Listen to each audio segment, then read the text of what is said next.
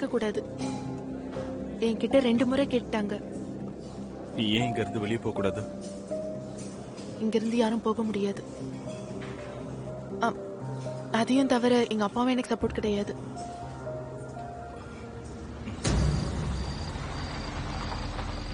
அவர் எப்ப திரும்பி வருவாரு? ரோஹித்க்கு என்னால இதுக்கு மேல பதில் சொல்ல முடியல. அவர் சீக்கிரமாவே திரும்ப வந்துருவாரு. அத சொல்றதுக்கு தான் நான் இங்க வந்திருக்கேன். அவரை ஏன் கூட்டிட்டு வரல? ஆக்சுவலி இப்ப கொஞ்சம் பிரச்சனையா இருக்கு. அவரை வெளியே கூட்டிட்டு வரதுக்கு உங்க ஹெல்ப்பும் தேவையா இருக்கு. சொல்லுங்க, நான் இனிமே என்ன செய்யணும்? கொஞ்சம் புரிய வைங்களேன்.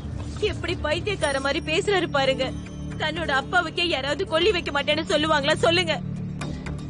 எனக்கு ஒரு விஷயம் புரியல. இவனுக்கு எதுக்கு வக்காலத்து வாங்குற? தெரியாம தான் கேக்குறேன். இவனை என்ன வீட்டை விட்டு வெளியே அமிச்சான்? என்னால வர முடியாது. நீ தேவையில்லாம என்கிட்ட கெஞ்சிட்டு இருக்காது. எதா இருந்தாலும் தோ இந்த ராஜா இருக்க, அவன் பாத்துப்பான். நீங்களா அவருக்கு எப்படி பிள்ளையா? நீங்க வீட்டுக்கு மூத்த புள்ளைய பிறந்துட்டு பெத்த அப்பனுக்கே கொல்லி வைக்காம போனீங்கன்னா அவர் எப்படி சொர்க்கத்துக்கு போவாரு? சொல்லுங்க பாப்போம். நல்ல கதையா இருக்கு. வாழும்போது எங்களை நரகத்துல தள்ளிட்டு இப்ப நான் கொல்லி வச்சு அவரு சொர்க்கத்துக்கு போவாராம். சாக்கடையில முக்குனா கூட அந்த ஆளோட பாவம் கழியாது. ஏய் லூசா, நீ வாய்க்கு வந்தபடி பேசுவ நீ. அடிங்க தொட்ட தலையா. யாருகிட்ட கேட்டுக்கிறேன்? வர முடியாதா? முன்னால என்ன பண்ண முடியுமோ பண்ணிக்கோ. இவ்வளவு இருக்கிறல்ல, நீ போக வேண்டியதானே? அப்படியே போகும்போது இந்த நெருப்பு அதை உன் சூத்திர குறுக்கிட்டு போ. கூட்டு போ முதல்ல. நீ போடா நாய. வர கோது கொண்டு போடுங்க. கொஞ்சம் சும்மா இருக்கியா? வான்னு சொல்றல, அவனுக்கு சொல்லி புரிய வை. முதல்ல அவனை கூட்டிட்டு போ. அந்த நாயை கூட்டு போங்க. இங்க பாருங்கண்ணே, உங்களை விட்டுட்டு போறதுக்கு எனக்கு இஷ்டமே இல்லைண்ணே. அவன் வேணா போட்டுண்ணே, நான் உங்க கூடவே இருக்கேன்.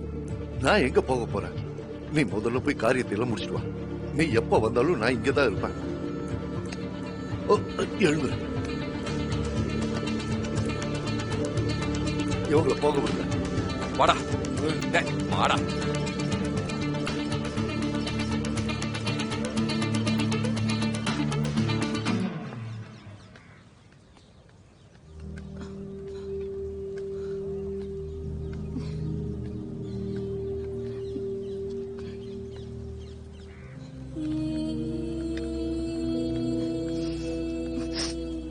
அக்கா, மேவாடுக்கு ஒரு வாட்டி ஃபோன் பண்றீங்களா?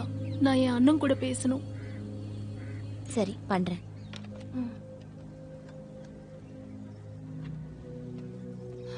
மூணாம் நம்பருக்கு போ.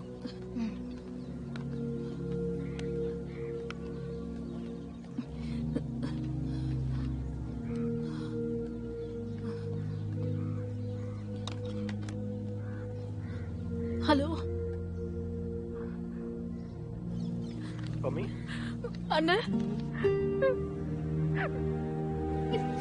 என்னாச்சு பம்மி?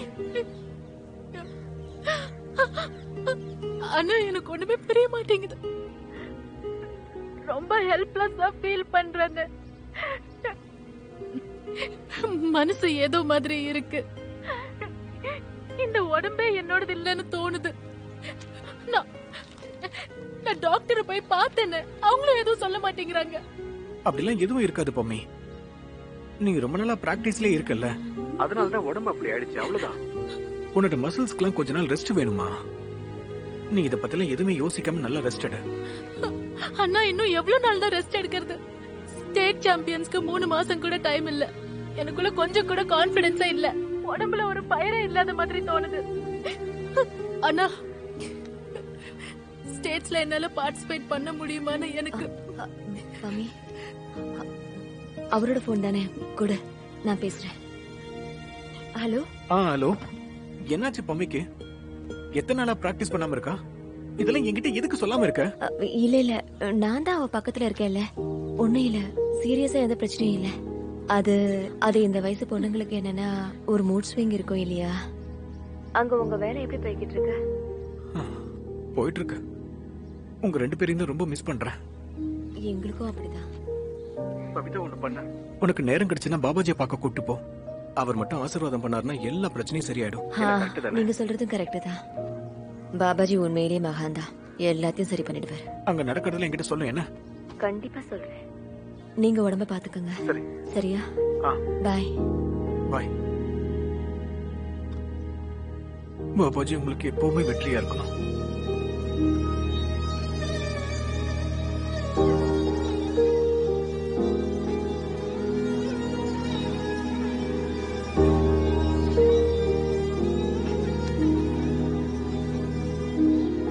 ரவி, வா. வா.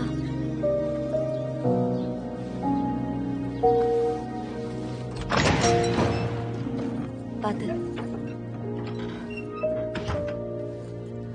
வா, உட்காரு. வா.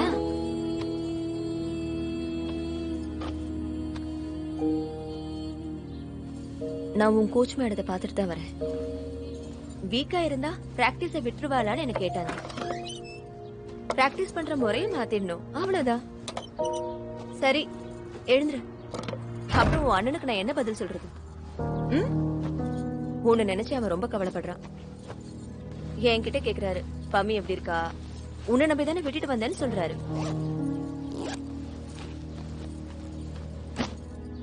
எழுந்துரு, என் சிங்கக்குட்டியில சீக்கிரமா எழுந்துருமா.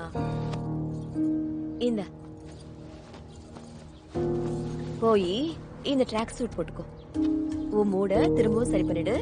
ம்? எவ்வளவு ஃபிட்டா இருக்க. போ, சீக்கிரமா ரெடி ஆகு. போடா.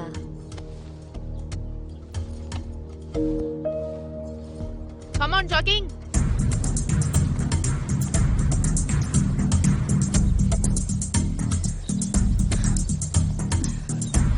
Side running.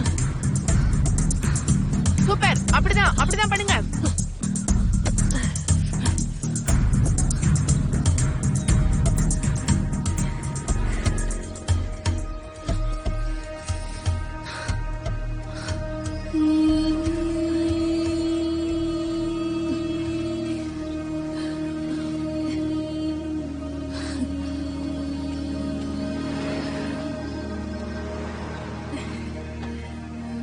Hey, பம்மி. என்னாச்சு? என்னன்னு தெரியல கோச் மேடம், ரொம்ப மூச்சு வாங்குது. அப்படியா? சரி, நீ போய் ரெஸ்ட் எடுப்போ. இன்னைக்கு கூட கிளாஸ் ஓவர். சரியா? போய் ரெஸ்ட் எடுப்போ. Come on.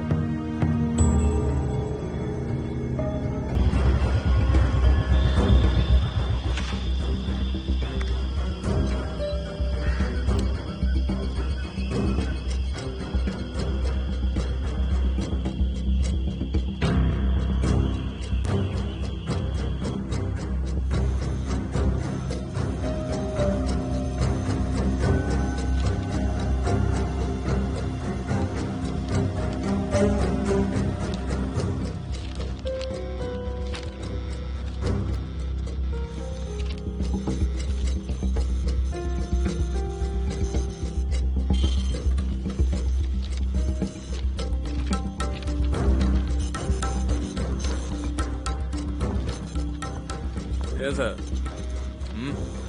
இந்த லேண்டோட பேப்பர்ஸ் எல்லாம் இருக்குல்ல, ஒரு செட் ஆஃப் பேப்பர்ஸ் எங்க இருக்கு, மத்ததெல்லாம் எங்கன்னே தெரியல. இது எல்லாத்தையும் ப்ராப்பரா அசம்பிள் பண்ணணும்னா எப்படியும் ஒரு 5 நாள் ஆயிடும் சார். முதல்ல எது புரியுதோ அதை மட்டும் எடுத்து வை.